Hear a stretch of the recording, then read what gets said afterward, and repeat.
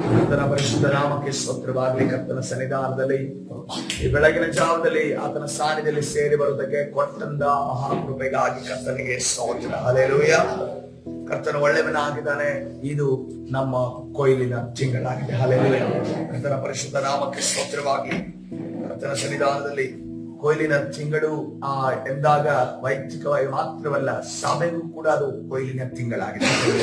ಇನ್ನ ದಿವಸ ಕರ್ತನ ಸನ್ನಿಧಾನದಲ್ಲಿ ಹೊಸ ಮುಖಗಳನ್ನ ಕರ್ತನ ಸನ್ನಿಧಾನದಲ್ಲಿ ನೋಡುವಂತ ದೇವರ ಕೃಪೆಗಾಗಿ ಸ್ತೋತ್ರ. ಹಲ್ಲೆಲೂಯಾ. ಅನೇಕ ಜನರು ಹೊಸಬರು ಬಂದಿದ್ರು. ದೇವರು ಅವರೆಲ್ಲರೂ ಕೂಡ ನಮ್ಮ ಸಭೆಗೆ ಬರುವಂತೆಯೋ ಯೂಟ್ಯೂಬ್ ಮುಖಾಂತರನೋ ಸುವಾರ್ತೆಯ ಮುಖಾಂತರನೋ ಅಥವಾ ಒಬ್ಬರು ಹೇಳಿ ಅವರನ್ನ ಕರೆದು ತಂದಿರೋ ಮುಖಾಂತರನೋ ದೇವರ ಸನ್ನಿಧಾನದಲ್ಲಿ ಅವರು ಬರುವಂತೆ ನೋಡಿ. ಒಬ್ಬೊಬ್ಬರನ್ನ ದೇವರು ಹೆಂಗ್ ಕರ್ಕೊಂಡು ಬರ್ತಾನೆ ಅಂತಂದ್ರೆ, ನಾನು ಈ ಉಪವಾಸ ಪ್ರಾರ್ಥನೆಯಲ್ಲಿ ಒಬ್ಬ ಹುಡುಗ ಬರ್ತಾ ಇದ್ದ. ನಾನು ಅವನ ಜೊತೆ ಮಾತಾಡ್ತಿದ್ದೆ ಹೆಚ್ಚಿನ ಸಮಯ. ಎಲ್ಲೋ ಕಲರ್ ಶರ್ಟ್ ಹಾಕಂತಿದ್ದ. ಆತ ಎಲ್ಲಿ ಅವನಂದ್ರೆ ಹುಬ್ಬಳ್ಳಿ ಅವನು. ಅವನು ಹುಬ್ಬಳ್ಳಿಯಿಂದ ಗೋವಾಗೆ ಬಂದಿದ್ದಾನೆ. ಗೋವಾದಿಂದ ಡೈರೆಕ್ಟ್ ಆಗಿ ಹಾಸನಿಗೆ ಬಂದ. ಯೂಟ್ಯೂಬ್ ಅಲ್ಲಿ ನೋಡೋದು ಬರ್ಬೇಕು ಅಂತಂದ್ರೆ 1000 ಸಂದೇಶಗಳು, 1000 ಆರಾಧನೆಗಳು, 1000 ಸೇವಕರಿದ್ದಾರೆ. ನಮಗಿಂತ ದೊಡ್ಡ ದೊಡ್ಡ ಅಭಿಷೇಕರಿದ್ದಾರೆ. ಆದ್ರೆ ಕರ್ತನು ಅವನಿಗೆ ಸೇರತಕ್ಕಂತ ಸಭೆಯನ್ನ ಕರ್ತನ ಇಲ್ಲಿ ಬಂದು ಸೇರಿಸಿದ್ದಾರೆ. ಹಲ್ಲೆಲೂಯಾ. ಕರ್ತನಿಗೆ ಸ್ತೋತ್ರವಾಗಲಿ. ಅದಕ್ಕೆ ದೇವರು ನಮ್ಮಲ್ಲೇನೋ ಇಟ್ಟಿದ್ದಾನಂತಲ್ಲ, ದೇವರ ನಡೆಸುವಿಕೆಗೋಸ್ಕರವಾಗಿ ದೇವರಿಗೆ ಸ್ತೋತ್ರ ಮಾಡ್ತಾರೆ. ಹಲ್ಲೆಲೂಯಾ. ದೇವರು ಕರೆದುಕೊಂಡು ಬರೋದಾದ್ರೆ ಎಲ್ಲಿಂದ ಬೇಕಾದ್ರೆ ಅದನ್ನು ಕರೆದು ತರಲು ಅದನ್ನು ಶಕ್ತನಾಗಿದ್ದಾನೆ. ಹಲ್ಲೆಲೂಯಾ. ನಾವು 3-4 ದಿವಸಗಳಿಂದ ನಾವು ವಾಕ್ಯವನ್ನ ಧ್ಯಾನ ಮಾಡ್ತಿದ್ದೆವು. ಅಪೊಸ್ತಲ ಕೃತ್ಯ 13ನೇ ಅಧ್ಯಾಯ 22ನೇ ವಚನದಲ್ಲಿ ಎರಡು ಮುಂಜಾವಿನ ಪ್ರಾರ್ಥನೆ ಅದನ್ನ ಧ್ಯಾನ ಮಾಡಿ 3ನೇ ಮುಂಜಾವಿನ ಪ್ರಾರ್ಥನೆಯಲ್ಲಿ ನಾವು ಈ ದಿವಸ ಧ್ಯಾನ ಮಾಡ್ಲಿಕ್ಕೆ ಹೋಗ್ತಾ ಇದ್ದೇವೆ. ಅಪೊಸ್ತಲ ಕೃತ್ಯ 13ನೇ ಅಧ್ಯಾಯ 22ನೇ ವಾಕ್ಯವನ್ನ ನಾವು ಅಸ್ತಿವಾರ ವಾಕ್ಯವಾಗಿ ತೆಗೆದುಕೊಂಡ್ವಿ. ಆಮೇಲೆ ದೇವರು ಅವನನ್ನು ತೆಗೆದು ಹಾಕಿ ಎಂದು ನಾವು ನೋಡ್ತಾ ಇದ್ದೇವೆ. ಯಾರನ್ನ? ಸೌಲನನ್ನ ತೆಗೆದು ಹಾಕಿ. ಆದರೆ ತೆಗೆದು ಹಾಕಿದ್ದು ಏನಕ್ಕೆ? ನಾವು ಮೊದಲನೇ ಕಾರಣವನ್ನು ಕಂಡುಕೊಂಡ್ವಿ. ಆತನು ಏನ್ ಮಾಡಿದ? ಸೌಲನ ಏನ್ ಮಾಡಿದ? ಯಾಜಕರು ಮಾಡಬೇಕಾದಂತ ಕೆಲಸವನ್ನ ಯಾರು ಮಾಡಿದ್ರು? ಸೌಲ ಮಾಡಿದ. ಯಜ್ಞವನ್ನ ಯಾರು ಅರ್ಪಿಸಬೇಕಾಗಿತ್ತು? ಯಾಜಕರು ಮಾತ್ರವೇ ಅರ್ಪಿಸಬೇಕಾಗಿತ್ತು. ಆದ್ರೆ ಏನ್ ಮಾಡಿದ? ಸೌಲ ಭಯಪಟ್ಟು, ಜನರ ಒಂದು ಒತ್ತಾಯಿಗೆ ಒಳಪಟ್ಟು, ಜನರ ಒಂದು ಫೋರ್ಸ್ಗೆ ಒಳಪಟ್ಟು ಏನ್ ಮಾಡ್ತಾ ಇದ್ದಾನೆ? ಯಾರು ಸೇವಕರು ಮಾಡ್ಬೇಕಿತ್ತೋ, ಯಾಜಕರು ಮಾಡ್ಬೇಕಿತ್ತೋ ಆ ಕೆಲಸವನ್ನ ಸೌಲನ್ನು ಮಾಡ್ತಾನೆ. ಈಗ ನಾನು ಕೆಲವು ವಾಕ್ಯ ಭಾಗಗಳನ್ನು ನಿಮಗೆ ಓದ್ತೇನೆ. ಆವಾಗ ನಿಮಗೆ ಅರ್ಥವಾಗ್ತಾ ನೋಡ್ತೀನಿ. 2ನೇ ಗುಣ ಸೌಲನಲ್ಲಿ ಇದ್ದಂತ ಒಂದು 2ನೇ ದೇವರ ವಿರುದ್ಧವಾದ ಗುಣ ಯಾವುದೆಂದು ನೀವೇ ಈಗ ಕಂಡುಹಿಡಿಯಬೇಕು. ನಾನು ಓದ್ತೇನೆ, ವಾಕ್ಯ ಭಾಗವನ್ನು ಓದ್ತೇನೆ. ಮೊದಲನೇ ಸಮುವೇಲ 13ನೇ ಅಧ್ಯಾಯ 11ನೇ ಅಧ್ಯಾಯ 11ರಿಂದ 13 ವಚನಗಳು. ಇಲ್ಲಿ ಏನಾಗಿದೆ? ಸೌಲನ ಯಜ್ಞವನ್ನ ಅರ್ಪಿಸಿ ಆಗಿದೆ. ಸಮುವೇಲ ಬಂದಿದ್ದಾನೆ. ಸಮುವೇಲ ಬಂದು ಪ್ರಶ್ನೆಗಳನ್ನ ಕೇಳ್ತಾ ಇದ್ದಾನೆ. ಸಮುವೇಲನು ಅವನನ್ನು ಇದೇನು ನೀನು ಮಾಡಿದ್ದು ಎಂದು ಕೇಳಲು ಅವನು, ಜನರು ಚದುರಿ ಹೋಗುವುದನ್ನು ನೀನು ನಿಯಮಿತ ಕಾಲದಲ್ಲಿ ಬಾರದಿರುವುದನ್ನು ಫಿಲಿಸ್ಟಿಯರು ಮಿಕ್ಮಾಷಿನಲ್ಲಿ ನಮಗೆ ವಿರೋಧವಾಗಿ ಕೂಡಿಕೊಂಡಿರುವುದನ್ನು ನೋಡಿ, ನಾನು ಯೆಹೋವನಿಗೆ ಶಾಂತ್ಯಾರ್ಪಣೆಯನ್ನು ಸಲ್ಲಿಸುವುದಕ್ಕಿಂತ ಮೊದಲೇ ಫಿಲಿಸ್ಟಿಯರು ಗಿಲ್ಗಾಲಿಗೆ ಬಂದು ನನ್ನ ಮೇಲೆ ಬಿದ್ದಾರೆಂದು ಭಯಪಟ್ಟು ಸರ್ವಾಂಗ ಹೋಮವನ್ನು ಸಮರ್ಪಿಸುವುದಕ್ಕೆ ಮುಂಗೊಂಡೆನು ಅಂದನು. ಆಗ ಸಮುವೇಲನು, ನೀನು ಬುದ್ಧಿಹೀನ ಕಾರ್ಯವನ್ನು ಮಾಡಿದೆ. ನೀನು ನಿನ್ನ ದೇವರಾದ ಯೆಹೋವನ ಆಜ್ಞೆಯನ್ನು ಕೈಗೊಳ್ಳಲಿಲ್ಲ. ಇದೊಂದು ವಾಕ್ಯ ಭಾಗ. 2ನೇ ವಾಕ್ಯ ಭಾಗ ಮೊದಲನೇ ಸಮುವೇಲ 15ನೇ ಅಧ್ಯಾಯ 14ನೇ ವಚನ. ಸಮುವೇಲನು ಬಂದು ಮತ್ತೆ ಕೇಳ್ತಾ ಇದ್ದಾರೆ, ಇಲ್ಲಿ ಏನ್ ನಡೀತಾ ಇದೆ? ಅಮಲೇಕ್ಯರ ಸಂಪೂರ್ಣ ಅವರ ಗಂಡಸ್ಸು, ಹೆಂಗಸ್ಸು, ಅದೇ ರೀತಿ ಮಕ್ಕಳು, ಅದೇ ರೀತಿ ಕುರಿ, ದನಗಳು ಎಲ್ಲವನ್ನ ನಾಶ ಮಾಡಬೇಕಾಗಿತ್ತು. ಆದ್ರೆ ಅವನೇನ್ ಮಾಡಿದ್ದಾನೆ? ಒಳ್ಳೆ ಇರುವಂತ ಪ್ರಾಣಿಗಳನ್ನ ಆತನು ಹಿಡಿದು ತಂದಿದ್ದಾನೆ. ಅದನ್ನು ಹಂಗೆ ಬಿಟ್ಟಿದ್ದಾನೆ. ಅದಕ್ಕೆ ಸಮುವೇಲನು ಕೇಳ್ತಾ ಇದ್ದಾನೆ, ಹಾಗಾದ್ರೆ ಇದೇನು? ಕುರಿಗಳ ಕೂಗು ನನ್ನ ಕಿವಿಗೆ ಬೀಳುತ್ತದೆ, ಜನಗಳ ಶಬ್ದವು ನನಗೆ ಕೇಳಿಸುತ್ತದೆ ಎನ್ನಲು ಸೌಲನು, ಜನರು ನಿನ್ನ ದೇವರಾದ ಯೆಹೋವನಿಗೋಸ್ಕರ ಯಜ್ಞ ಸಲ್ಲಿಸುವುದಕ್ಕಾಗಿ ಅಮಲೇಕ್ಯರ ಕುರಿದನಗಳಲ್ಲಿ ಮೇಲ್ದರದವುಗಳನ್ನು ಉಳಿಸಿ ತಂದಿದ್ದಾರೆ. ಇದೊಂದು ವಾಕ್ಯ ಭಾಗ. 20ನೇ ವಚನಕ್ಕೆ ಬರೋಣ. ಅದೇ ಅಧ್ಯಾಯದ 20ನೇ ವಚನಕ್ಕೆ. ಆಗ ಸೌಲನು ಸಮುವೇಲನಿಗೆ, ಏನು ನಾನು ಯೆಹೋವನ ಮಾತನ್ನು ಕೇಳಲಿಲ್ಲವೋ? ಆತನು ಕಳುಹಿಸಿದಲ್ಲಿಗೆ ಹೋಗಿ ಅಮಲೇಕ್ಯರನ್ನೆಲ್ಲ ಸಂಹರಿಸಿ ಅವರ ಅರಸನಾದ ಆಗಾಗನನ್ನು ಹಿಡಿದು ತಂದೆನು. ಆದರೆ ಜನರು ಸಂಪೂರ್ಣವಾಗಿ ಸಂಹರಿಸಬೇಕಾದ ಕೊಳ್ಳೆಯಲ್ಲಿ ಉತ್ತಮವಾದ ಕುರಿದನಗಳನ್ನು ನಿನ್ನ ದೇವರಾದ ಯೆಹೋವನಿಗೆ ಗಿಲ್ಗಾಲಿನಲ್ಲಿ ಯಜ್ಞಾರ್ಪಣೆ ಮಾಡುವುದಕ್ಕಾಗಿ ಉಳಿಸಿ ತಂದರು ಎಂದು ಉತ್ತರ ಕೊಟ್ಟನು. ಹಲ್ಲೆಲೂಯಾ. ಈ 3 ವಾಕ್ಯ ಭಾಗದಲ್ಲಿ ಸಮುವೇಲನ ಪ್ರಶ್ನೆ ಕೇಳ್ತಾ ಇದ್ದಾನೆ, ಸೌಲನು ಏನ್ ಹೇಳ್ತಾ ಇದ್ದಾನೆ? ಉತ್ತರ ಹೇಳ್ತಾ ಇದ್ದಾನೆ. ಸೌಲನು ಉತ್ತರ ಹೇಳ್ತಾ ಇದ್ದಾನೆ. ಉತ್ತರ ಸರಿನೋ ತಪ್ಪೋ ಅದು ನೀವು ಹೇಳ್ಬೇಕೀಗ. ಉತ್ತರ ತಪ್ಪು. ಏನ್ ಗೊತ್ತಾಗ್ತಿದೆ ಅವನ ಉತ್ತರದಲ್ಲಿ? ದೇವರಾಜ್ಞೆ ಕೈಗೊಂಡು ನಡೆದಿಲ್ಲ. ಓಕೆ, ಅದು ದೇವರ ಮಾತು ಕೇಳೋದಕ್ಕಿಂತ ಮನುಷ್ಯರ ಮಾತಿಗೆ ಅದು ಅದಾಗಿದೆ. ಅದು ನಾವು ಜ್ಞಾನ ಮಾಡಿ ಆಗಿದೆ. ಈಗ ನೆಕ್ಸ್ಟ್ ಭಯ ಬರ್ತಿದ್ದು ಫಿಯರ್ ಆಗಿದೆ. ಫಿಯರ್ ಆಗಿದೆ. ಯಾಜಕರಿಗೆ ಕೊಡ್ಬೇಕು. ಅದು ಆಯ್ತು, ಅದು ಆಗಿದೆ. ನೆಕ್ಸ್ಟ್ ಕರ್ಕೊಂಡ್ ಬಂದಿದ್ದೇನೆ. ಓಕೆ, ಸಮುವೇಲನು ಪ್ರಶ್ನೆ ಕೇಳ್ತಾ ಇದ್ದಾನೆ, ಸೌಲನು ಉತ್ತರ ಕೊಡ್ತಾ ಇದ್ದಾನೆ.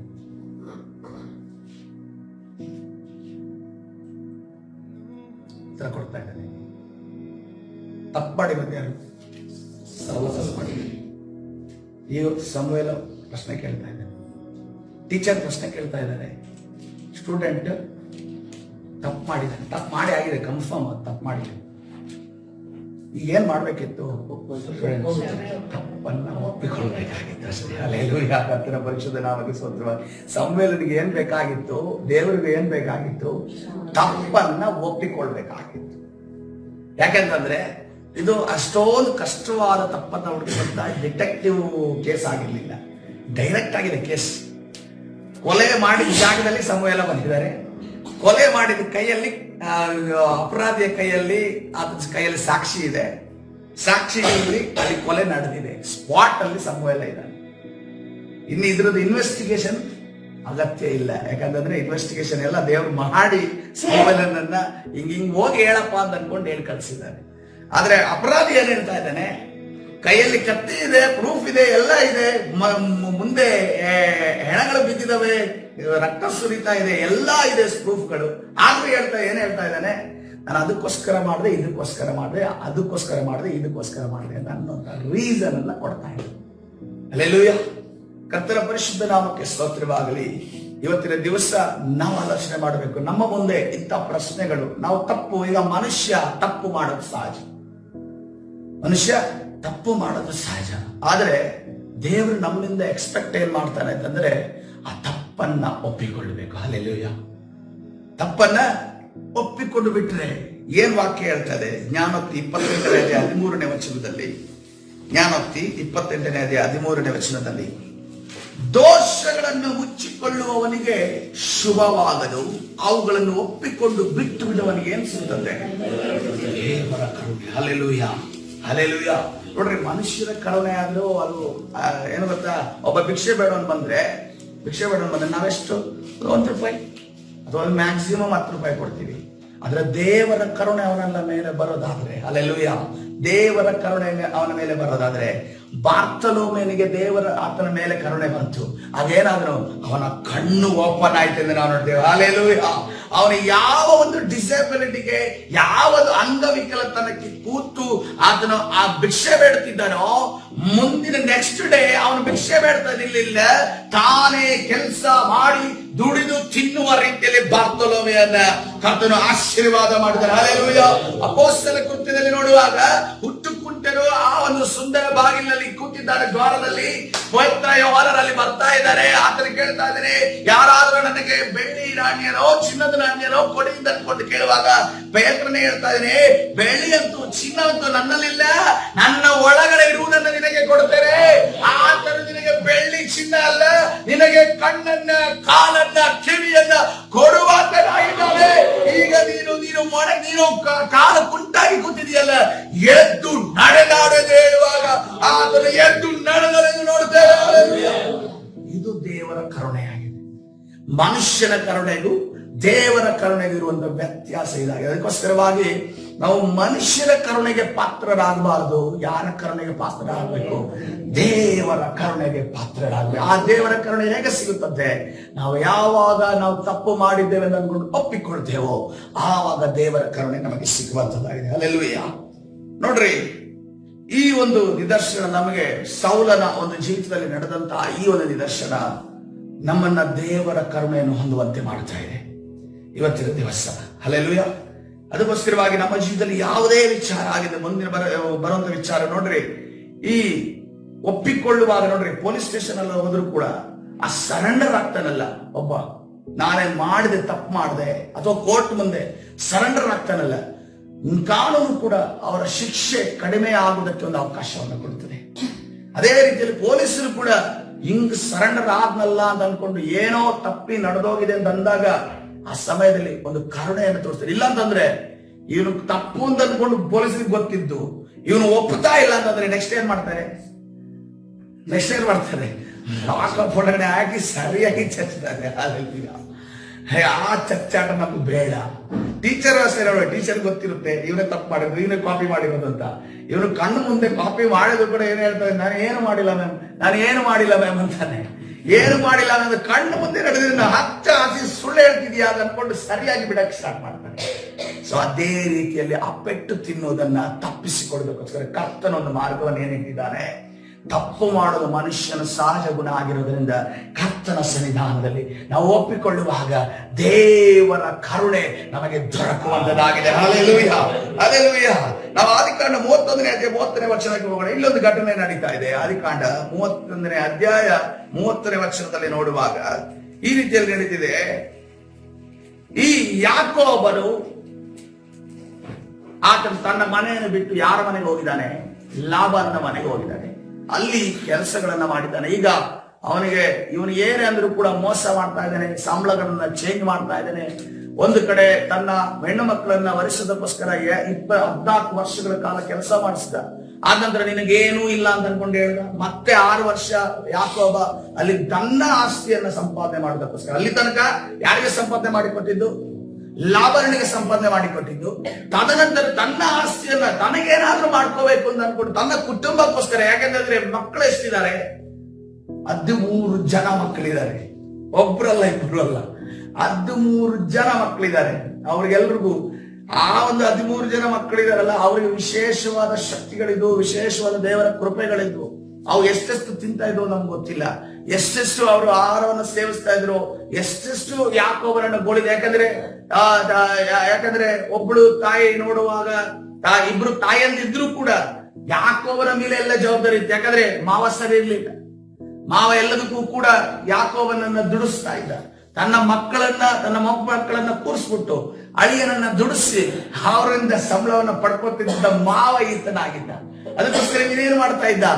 ಇವನು ಕೂಡ ತನ್ನ ಜೀವನಕ್ಕೋಸ್ಕರ ಏನಾದ್ರೂ ಮಾಡಬೇಕು ಅಂತ ಅನ್ಕೊಂಡು 6 ವರ್ಷ ದುಡ್ದು ಎಲ್ಲಾ ಕೂಡ ಹಾಕಿ ನಾನು ಪಿತೃಗಳ ಊರಿಗೆ ಹೋಗ್ತೇನೆ ಅಂತ ಅನ್ಕೊಂಡು ಇನ್ನು ಮಾವನ ಕೇಳಕ್ ಹೋದ್ರೆ ಅವನು ಏನೇನೇನೇನೇನೋ ಮಾತಾಡ್ತಾನೆ. ನೀನ್ ಹಂಗ್ ಮಾಡಿದ್ಯಾ, ಹಿಂಗ್ ಮಾಡಿದ್ಯಾ, ಇನ್ನೊಂದು 10 ವರ್ಷ ಹೇಳ್ತಾನೆ ಅಂತ ಅನ್ಕೊಂಡು ಏನೇನ್ ಮಾಡ್ತಾನೆ. 13 ಮಕ್ಕಳನ್ನ ಅದೇ ರೀತಿಯಲ್ಲಿ ಕುರಿ, ದನ, ಒಂಟೆ ಎಲ್ಲ ಇಟ್ಕೊಂಡು ಓಡ್ತಾ ಇದ್ದಾನೆ. ಓಡುವಂತ ಸಂದರ್ಭದಲ್ಲಿ ಏನ್ ನಡೆದಿದೆ ಇಲ್ಲಿ ಅನ್ನೋದನ್ನ ಇವತ್ತಿನ ದಿವಸ ನೋಡಿಕೊಳ್ಳೋಣ. ಆದಿಕಾಂಡ 31ನೇ ಅಧ್ಯಾಯ 30ನೇ ವಚನ. ಆದ್ರೆ ತಂದೆಯ ಮನೆಗೆ ಹೋಗುದಕ್ಕೆ ಏನ್ ನಡೀತಿದೆ, ಅದಕ್ಕಿಂತ ಮುಂಚೆ ಏನ್ ನಡೀತಿದೆ ಅಲ್ಲೆಲ್ಲ ಇವನು ಹೇಳದೆ ಬಂದಿದ್ದಾನಲ್ಲ, ಇವನು ಹಿಂದೆ ಬಂದ್ಬಿಟ್ಟಿದ್ದಾನೆ ಲಾಬಾನ್. ಯಾಕಪ್ಪ ನನಗೆ ಹೇಳದೆ ಬಂದಿದ್ದೀಯಾ? ನನ್ನ ಅಂಡರ್ ಅಲ್ಲಿ ಇದ್ದಲ್ಲ ನೀನು, ನನ್ನ ಒಂದು ಅಥಾರಿಟಿಯಲ್ಲಿ ನೀನಿದ್ದಲ್ಲ, ಯಾಕೆ ಹೇಳದೆ ಬಂದಿದ್ದೀಯ ಅಂತ ಕೇಳುವಾಗ ಅಲ್ಲಿ ಮನೆಗೆ ಹೋಗೋದಕ್ಕೆ ನಿನಗೆ ಇಲ್ಲಿ ಮಾತುಕತೆ ನಡೀತಿದೆ ಲಾಬಾನನ ಮತ್ತು ಯಾಕೋಬನ ಮಧ್ಯದಲ್ಲಿ. ಲಾಬಾನ ಈಗ ಮಾತಾಡ್ತಾ ಇದ್ದಾನೆ, ಆಯ್ತಪ್ಪ ನಿನಗೆ ಅರ್ಜೆಂಟ್ ಇತ್ತು, ನೀನು ಹೋಗ್ಬೇಕು ಅಂತ ಇದ್ದೆ, ತಂದೆಯ ಮನೆ ಹೋಗೋದಕ್ಕೆ ನಿನಗೆ ಬಹಳ ಆಶ್ಚರ್ಯದಿಂದ ಹೋಗಬೇಕಾಯ್ತು. ಅದಿರಲಿ ನನ್ನ ದೇವರುಗಳನ್ನ ಕದ್ದದ್ದು ಯಾಕೆ ಎಂದು ಹೇಳಿದನು. ನನಗೆ ಸಂಬಂಧಪಟ್ಟಿದ್ದ ವಸ್ತು ಇದು. ಲಾಬಾನನಿಗೆ ಯಾರಾಗಿದ್ದಾನೆ? ರೆಬೆಕ್ಕಳ ತಮ್ಮ, ರೆಬೆಕ್ಕಳ ಅಣ್ಣ. ಆತನೇನು ದೇವಜನನೇ ಆಗಿದ್ದಾನೆ, ದೇವರನ್ನ ನಂಬಿರುವಂತ ವ್ಯಕ್ತಿ ಆಗಿದ್ದಾನೆ. ಯಾವ ಒಂದು ದೃಷ್ಟಿಯಲ್ಲಿ ಇಸಾಕನಲ್ಲಿ ಬರ್ತಾನೆ, ಅಬ್ರಾಹ್ಮನ ಏನ್ ಕಳಿಸ್ತಾನೆ, ನನ್ನ ಪಿತೃಗಳ ಜಾಗದಲ್ಲಿ ಅವನಿಗೆ ಹೋಗಿ ಹೆಣ್ಣನ್ನ ಹುಡುಕು ಅಂತ ಹೇಳುವಾಗ ಯಾರು ಎಲಿಯೇಜರನು ಎಲ್ಲಿ ಬರ್ತಾ ಇದ್ದಾನೆ?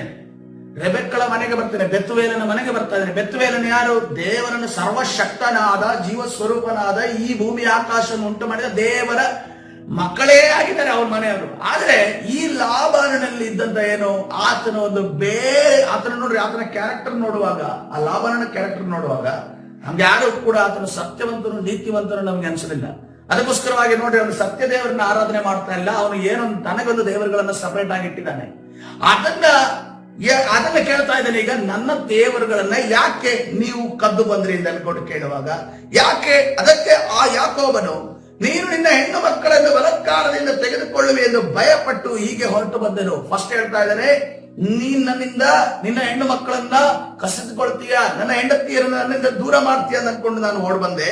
ನಿನ್ನ ದೇವರುಗಳು ಯಾರ ಬಳಿಯಲ್ಲಿ ಸಿಗುತ್ತವೆಯೋ ಅವನು ಸಾಯಲಿ, ನಮ್ಮ ಬಂಧುಗಳ ಎದುರಾಗಿ ನನ್ನ ಸೊತ್ತನ್ನು ಪರೀಕ್ಷಿಸಬಹುದು, ಅದರಲ್ಲಿ ನಿನ್ನದೇನಾದರೂ ಸಿಕ್ಕಿದರೆ ಅದನ್ನು ತೆಗೆದುಕೋ ಎಂದು ಹೇಳಿದನು. ರಾಹೇಲಳು ಆ ದೇವರುಗಳನ್ನು ಕದ್ದದ್ದು ಯಾಕೋಬನಿಗೆ ತಿಳಿದಿರಲಿಲ್ಲ. ಹಲ್ಲೆಲೂಯಾ. ಇಲ್ಲಿ ಏನ್ ಕಥೆ ನಡೀತಿದೆ? ಮಾವನ ಹತ್ರ ಯಾವ ರೀತಿಯಲ್ಲಿ ನಾನು ಮತ್ತು ನನ್ನ ಜನರು ಬಹಳ ಒಳ್ಳೆಯವರು ಅಂತ ಅನ್ಕೊಂಡು ಹೇಳ್ತೀವಿ. ಆದ್ರೆ ಎಲ್ಲಿ ಸಮಸ್ಯೆ ಇದೆ? ಯಾಕೋಬನ ಮನೆಯಲ್ಲೇ ಸಮಸ್ಯೆ ಇದೆ. ಯಾವ ಮೋಸಗಾರನ ಮನೆಯಲ್ಲಿ ಕಳ್ಳಿ ಹೆಂಡತಿ ಇದ್ದಾಳೆ. ಮೋಸಗಾರನ ಮನೆಯಲ್ಲಿ ಕಳ್ಳಿ ಹೆಂಡತಿ ಇದ್ದಾಳೆ. ಏನು ತೆಗೆದಿಟ್ಟಿದ್ದಾಳೆ? ತಂದೆಗೆ ಸೇರ್ಬೇಕಾಗಿರೋ ವಿಚಾರನ ಹೊತ್ಕೊಂಡ್ ಬಂದಾಳೆ. ಇದು ಯಾರಿಗೂ ಗೊತ್ತಿಲ್ಲ? ಶಾಕ್ಟರ್ ಆಗಿರುವಂತ ಮೋಸಗಾರನಾಗಿರುವಂತ ಯಾಕೋಬನಿಗೆ ಗೊತ್ತಿಲ್ಲ ಯಾವ ಟೈಮಲ್ಲಿ ಇವಳು ಕೈ ಎತ್ತಿದಾಳೆ ಅನ್ನೋ ರೀತಿಯಲ್ಲಿ ಇಲ್ಲಿ ತಿಳಿದಿರಲಿಲ್ಲ. ಲಾಬಾನನು ಯಾಕೋಬನ ಗುಡಾರದಲ್ಲಿಯೂ ಲೇಯಳ ಗುಡದಲ್ಲಿಯೂ ಆ ಇಬ್ಬರು ದಾಸ್ಯರ ಗುಡಾರದಲ್ಲಿ ಹುಡುಕಿದನು. ಈಗ ಲಾಬಾನನು ಅಲ್ಲಿ ಇಲ್ಲಿ ಹುಡುಕ್ತಾ ಇದ್ದಾನೆ, ಎಲ್ಲ ಕಿತ್ತ ಕಡೆ ಇದು ಮಾಡ್ತಾ ಇದ್ದಾನೆ. ಆದರೂ ಅವನಿಗೆ ಏನು ಸಿಕ್ಕಲಿಲ್ಲ. ಲೇಯಳ ಗುಡಾರವನ್ನು ಬಿಟ್ಟು ರಾಹೇಲಳ ಗುಡಾರಕ್ಕೆ ಬಂದರು. ರಾಹೇಲಳು ಆ ವಿಗ್ರಹಗಳನ್ನು ತೆಗೆದುಕೊಂಡು ಒಂಟೆಯ ಸವರದೊಳಗಿಟ್ಟು ಅವುಗಳ ಮೇಲೆ ಕೂತಿದ್ಲಂತೆ.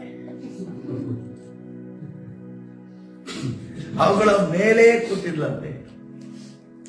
ಕೆಲವು ಸರಿ ಕೆಲವು ಇನ್ವೆಸ್ಟಿಗೇಷನ್ ಕೂಡ ಪೊಲೀಸರಿಗೆ ಕಷ್ಟ ಆಗುತ್ತೆ. ಅಂತ ಕಳ್ಳರು ಎಲ್ಲೆಲ್ಲಿ ಜಾಗದಲ್ಲಿ ಇಟ್ಟಿರ್ತಾರೆ ಅಂತ ಅನ್ಕೊಂಡು ಹೇಳಕ್ಕಾಗಲ್ಲ ಅನ್ನೋ ರೀತಿಯಲ್ಲಿ. ಸೊ ಅದೇ ರೀತಿಯಲ್ಲಿ ಇವಳು ಕೂಡ ಈ ಕಳ್ಳಿ ಏನ್ ಮಾಡಿದ್ದಾಳೆ? ಅದ್ರ ಮೇಲೆ ಕೂತ್ಕೊಂಡಿಟ್ಟಿದ್ದಾಳೆ.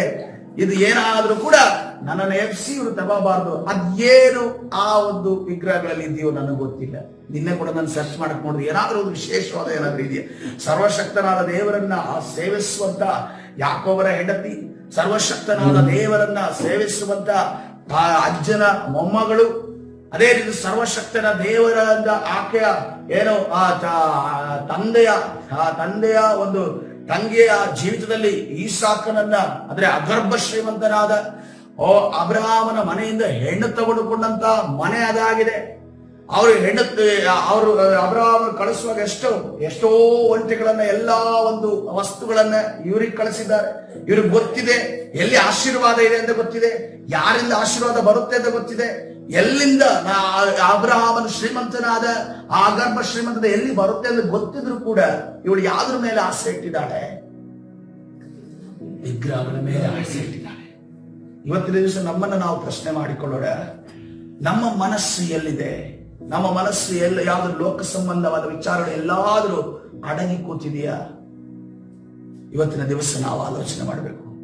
ನೋಡ್ರಿ, ಏನೇ ಆದ್ರೂ ಕೂಡ ನಮಗೆ ಈ ಲೋಕ ಸಹಾಯ ಮಾಡಲ್ಲ. ಒಂದನ್ನು ತಿಳಿದುಕೊಳ್ಳ್ರಿ, ಈ ಲೋಕದ ಮುಂದೆ ನಾವು ಪ್ರೂವ್ ಮಾಡೋ ಅವಶ್ಯಕತೆನೇ ಇಲ್ಲ.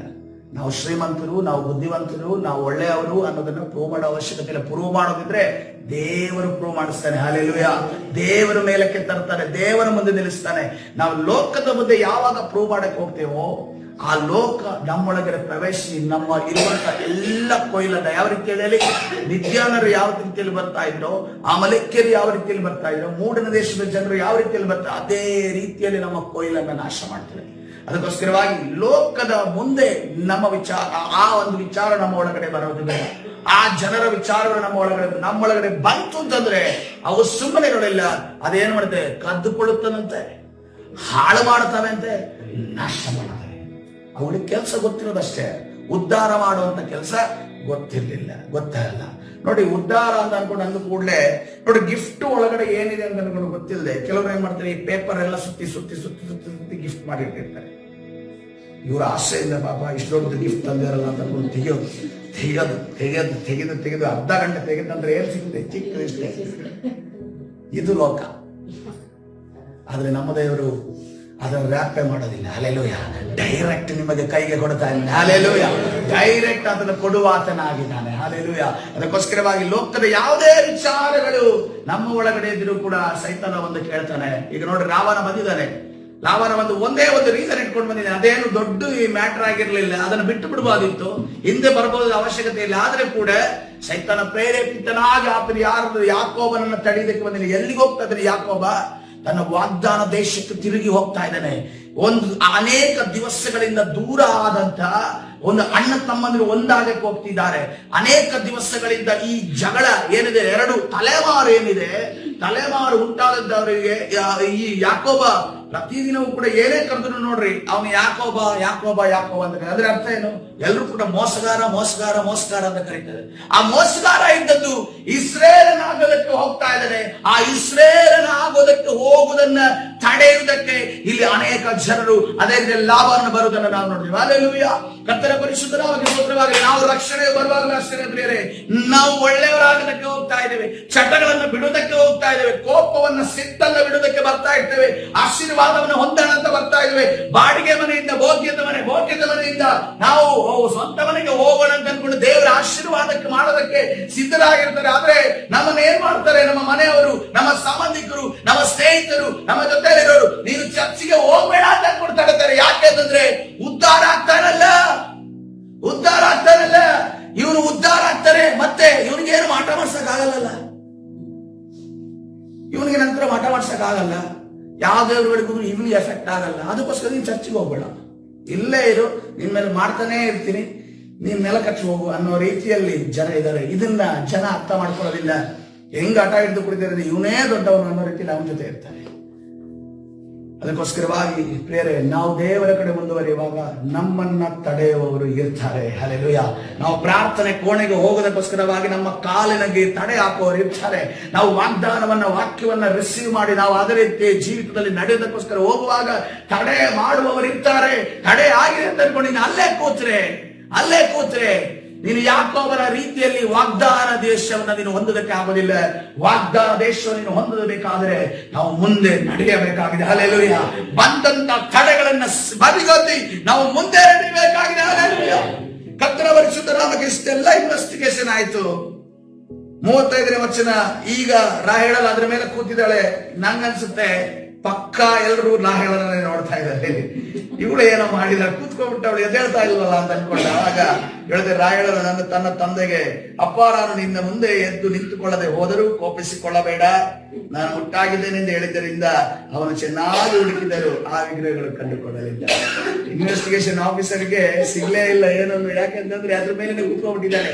ಇನ್ನು ಅವಳು ಎದ್ದೇಳೋದಿಲ್ಲ ಅಂತ ಅನ್ಕೊಂಡು ಎದ್ದೇಳೋದಿಲ್ಲ ಅಂತ ಹೇಳ್ಬಿಟ್ಕೊಂಡು ಸೋತಾಗ್ತಾನೆ ಇನ್ವೆಸ್ಟಿಗೇಷನ್ ಆಫೀಸರ್. ಆದ್ರೆ ನೋಡ್ರಿ, ಈಕೆ ತಪ್ಪು ಒಪ್ಪಿಕೊಳ್ಳಲಿಲ್ಲ. ಯಾಕೋಬ ಏನ್ ಹೇಳಿದ್ದ? ಒಂದು ವೇಳೆ ಯಾರ ಹತ್ರ ಆದ್ರೂ ಸಿಕ್ಕಿದ್ರೆ ಅವಳೇನಾಗ್ಬೇಕು? ಅವಳು ಸಾಯ್ಬೇಕು. ತುಂಬು ಗರ್ಭಿಣಿ ಈಕೆ. ಬೆನ್ಯಾಮಿನನ್ನ ಹೊಟ್ಟೆಯಲ್ಲಿ ಹಿಡಿದುಕೊಂಡು ನಡ್ಕೊಂಡು ಎಲ್ಲಿಗೆ ಹೋಗ್ತಿದ್ದಾರೆ? ಏಸಾವನನ್ನ ಮೀಟ್ ಆಗೋದಕ್ಕೆ ಹೋಗ್ತಾ ಇದ್ದಾರೆ, ಏಸಾವನನ್ನ ಸಂಧಿಸೋದಕ್ಕೆ ಹೋಗ್ತಾ ಇದ್ದಾರೆ. ತುಂಬು ಗರ್ಭಿಣಿ. ತನ್ನ ಮಗು ಬಗ್ಗೆನೂ ಆಲೋಚನೆ ಮಾಡಿಲ್ಲ, ತನ್ನ ಸಂಸಾರ ಬಗ್ಗೆನೂ ಆಲೋಚನೆ ಮಾಡಿಲ್ಲ, ತನ್ನ ಮುಂದಿನ ಭವಿಷ್ಯದ ಬಗ್ಗೆನೂ ಆಲೋಚನೆ ಮಾಡಿಲ್ಲ. ಯಾಕೋಬ ಹೇಳಿದರೆ ಅಂದ್ರೆ, ಯಾಕೋಬ ಎಂತ ಮನುಷ್ಯ ಅಂತ ಅನ್ಕೊಂಡು ಗೊತ್ತಿದೆ. ದೇವರನ್ನೇ ಸಂಧಿಸಿದವನು, ಪರಲೋಕ ದರ್ಶನವನ್ನು ನೋಡಿದವನು, ಈಗ ಮತ್ತೆ ತಿರುಗಿ ಆತನ ದೇಶಕ್ಕೆ ಹೋಗ್ತಾ ಇದ್ದಾನೆ ಅಂತಂದಾಗ ತನ್ನ ಬಾಯಲ್ಲಿ ನುಡಿದಿದ್ದಾನೆ. ಯಾರೋ ತನ್ನ ಗಂಡ ಏನ್ ನುಡಿದಿದ್ದಾನೆ? ರೋಷವಾಗಿ ಸತ್ಯ ಹೋಗ್ತಾಳೆ, ಸತ್ಯ ಸಾಯ್ತಾರೆ ಅಂತ ಅನ್ಕೊಂಡು ಹೇಳಿದ್ದಾನೆ. ಕೊನೆಗೆ ಏನಾಯ್ತು? ಆ ಪ್ರಯಾಣದಲ್ಲಿ ಹೋಗುವಂತ ಸಂದರ್ಭದಲ್ಲಿ ಇನ್ನೇನು ಗರ್ಭವತಿ ಆದ ಆ ರಾಹೇಳಳು, ಆಕೆ ಬೆನ್ಯಾಮಿನನ್ನ ಆಕೆ ಜನ್ಮ ಬೀಳಬೇಕು. ಆವಾಗ ಗರ್ಭವನ್ನ ಆ ಒಂದು ಡೆಲಿವರಿ ಆಗಬೇಕು. ಆಕೆ ಸತ್ತೋಗ್ತಾಳೆ. ಆಕೆ ಮೇಲೆ ಮರಣ ಯಾರು ತಂದು ಕೊಟ್ರು? ಆಕೆಯೇ ತಂದು ಕೊಟ್ರು. ಮರಣವೇ ನೀನ್ ಬಾ, ನನ್ನ ತೆಗೋಗ್ಬಿಡು ಅಂತ ಅನ್ಕೊಂಡು ಅನ್ನೋ ರೀತಿಯಲ್ಲಿ ಹೇಳ್ಬಿಟ್ರು. ಸುಸೈಡ್ ಮಾಡೋದು ಇದು ಇಂಡೈರೆಕ್ಟ್ ಸುಸೈಡ್, ಇದು ಡೈರೆಕ್ಟ್ ಸುಸೈಡ್ ಅಲ್ಲ. ತಾನೇ ಹಗ್ಗ ಹಾಕಿ ಅದು ತಗೋತಾರಲ್ಲ, ಅದಕ್ಕೆಲ್ಲ ಪ್ರೂಫ್ ಸಿಗುತ್ತೆ, ಇದಕ್ಕೆ ಪ್ರೂಫ್ ಸಿಗಲ್ಲ. ಅದಕ್ಕೆ ಸಮ್ಟೈಮ್ಸ್ ನೋಡಿ, ನಮ್ಮ ಬಾಯಲ್ಲಿ ನಾವು ಏನು ನುಡಿತೇವೆ ನೋಡಿ, ಅದು ಬಹಳ ಡೇಂಜರಸ್ ಆಗಿರುತ್ತೆ. ಬಹಳ ಡೇಂಜರಸ್ ಆಗಿರುತ್ತೆ. ಉರ್ಲಾಕಿ ತಗೊಳ್ಳೋದಾದ್ರೆ ಒಂದು ವಿಷಯ ಬೇರೆ, ಅದು ವಿಷಯ ಬೇರೆ. ಅದು ಕಣ್ಣಿಗೆ ಕಾಣೋ ಹಂಗೆ ಪರಿಸ್ಥಿತಿಗಳು ಏನೋ ಇರುತ್ತೆ.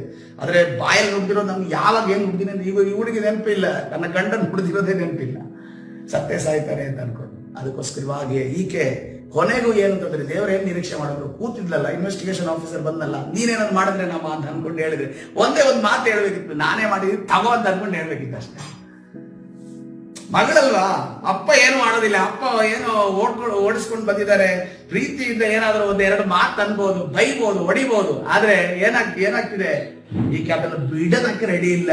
ಸೊ ಅದಕ್ಕೋಸ್ಕರವಾಗಿ ಮಾತನ್ನ ಅಲ್ಲಿ ಒಪ್ಪಿಕೊಳ್ಳಿಲ್ಲ. ಅದಕ್ಕೆ ಏನಾಯ್ತು, ಸತ್ತು. ಅದಕ್ಕೋಸ್ಕರ ಯಾಕೋಬ ಯೋಚನೆ ಮಾಡ್ದ, ಇಂಥ ಹೆಂಡತಿನ ಇಟ್ಕೊಂಡು ನಾವು ಜೀವನ ಮಾಡೋದಕ್ಕಾಗೋದಿಲ್ಲ, ಮೊದಲು ಇವನ್ನೆಲ್ಲ ಶುದ್ಧ ಮಾಡಬೇಕು ಅಂತ ಅನ್ಕೊಂಡು ಆದಿಕಾಂಡ 35ನೇ 2ನೇ ವಚನದಲ್ಲಿ ಹೇಳ್ತಾರೆ, ಅವನು ಇವರೆಲ್ಲ ಭಾರಿ ಕಷ್ಟ ನಿಭಾಯಿಸೋದು ಅಂತ ಅನ್ಕೊಂಡು, ಇನ್ನು ಈಕೆಯಿಂದ ಹುಟ್ಟಿದಂತ ಮಕ್ಕಳಿದ್ದಾರೆ, ಅವುಗಳೆಂತವು ಅಂತ ಅನ್ಕೊಂಡು ಏನ್ ಮಾಡ್ತಾ ಇದ್ದಾನೆ. ಆಗ ಯಾಕೋಬನು ತನ್ನ ಮನೆಯವರಿಗೂ ತನ್ನ ಸಂಗಡ ಇದ್ದವರೆಲ್ಲರಿಗೂ, ನಿಮ್ಮಲ್ಲಿರುವ ಅನ್ಯ ದೇವರುಗಳನ್ನು ತಳ್ಳಿಬಿಟ್ಟು ನಿಮ್ಮನ್ನು ಶುದ್ಧ ಮಾಡಿ ಶುದ್ಧೀಕರಿಸಿಕೊಂಡು ಮಡಿವಸ್ತ್ರವನ್ನು ಹಾಕಿಕೊಂಡಿರಿ, ನಾವು ಬೇತಲಿಗೆ ಹೊರಟು ಹೋಗೋಣ. ಹಲ್ಲೆಲೂಯಾ. ಕರ್ತನ ಪರಿಶುದ್ಧ ನಾಮಕ್ಕೆ ಸ್ತೋತ್ರವಾಗಲಿ.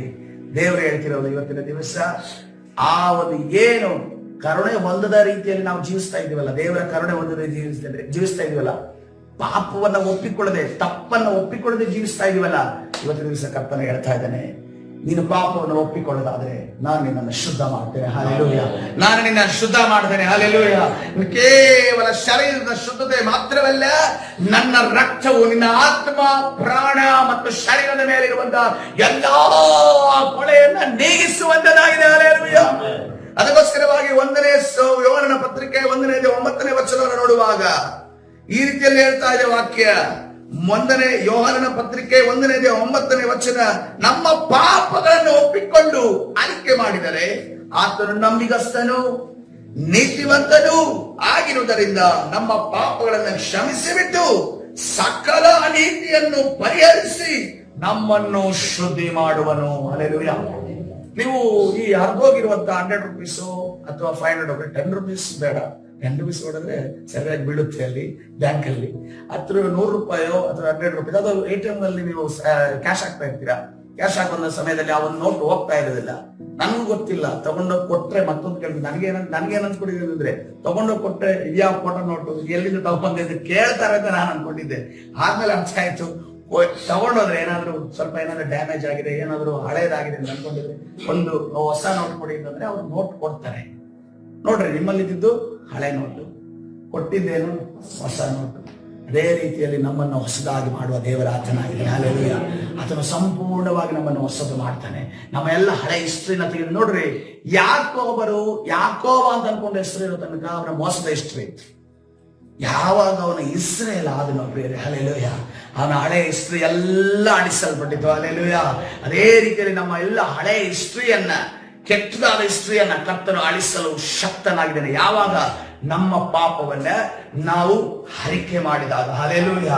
ಇವತ್ತಿನ ದಿವಸ ನಮ್ಮನ್ನ ನಾವು ಕರ್ತನ ಕರಗಳಿಗೆ ಸಮರ್ಪಿಸೋಣ. ಪ್ರಿಯರೇ, ಕಣ್ಣುಗಳನ್ನ ಮುಚ್ಚೋಣ, ಬಾಯನ್ನು ತೆರೆಯೋಣ, ಸ್ತೋತ್ರ ಮಾಡೋಣ, ಕರ್ತನಿಗೆ ಹೇಳೋಣ, ಕರ್ತನೇ ನನ್ನ ತಪ್ಪುಗಳು ಏನೇ ಇದ್ರು ಸ್ವಾಮಿ, ಯಾವ ಮನುಷ್ಯನ ಮುಂದೆ ಅಲ್ಲ ಕರ್ತನೇ, ನೀತಿವಂತರು ನಂಬಿಕಸ್ಥರು ಆದ ನಿನ್ನ ಮುಂದೆ ಸ್ವಾಮಿ, ಕರ್ತನೇ ನಾನು ಸ್ವಾಮಿ, ಕರ್ತನೇ ನನ್ನ ಬಾಯಿ ತೆರೆದು ಅರಿಕೆ ಮಾಡುವ ನನ್ನನ್ನು ನೀನು ನಡೆಸುವುದಕ್ಕಾಗಿ ನಿನಗೆ ಸ್ತೋತ್ರ ಹೇಳೋಣ.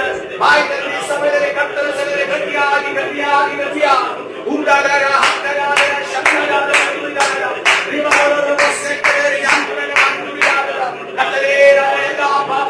ಶ್ರಮಿಸುವ ದೇವರೇ, ನಮ್ಮ ಎಲ್ಲ ಜೀವಿತವನ್ನು ಶುದ್ಧೀಕರಿಸುವ ದೇವರೇ, ನಿನ್ನ ನಾಮಕ್ಕೆ ಸ್ತೋತ್ರವಾಗಲಿ.